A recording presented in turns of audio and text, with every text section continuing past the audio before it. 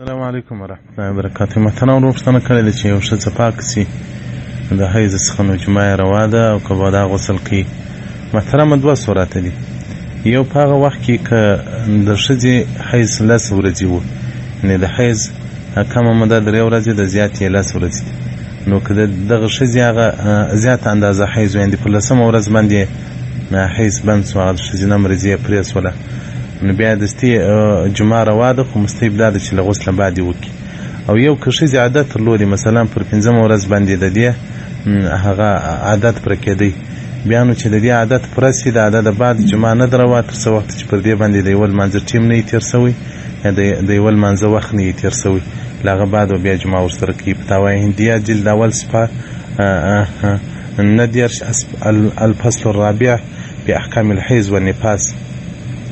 او بله پوښتنه محترم کړې وه چې که یو ښځه په حیض کې هغه جنوبه سي یا په نفاس کې، نو په دې غسل لازم دی، او بیا دا چې پاک سي په هغه غسل جنابت او د حیض د دواړو څخه وځي که څنګه چم دی. محترمه فتاوای خانیه جلد اول صفحه هغه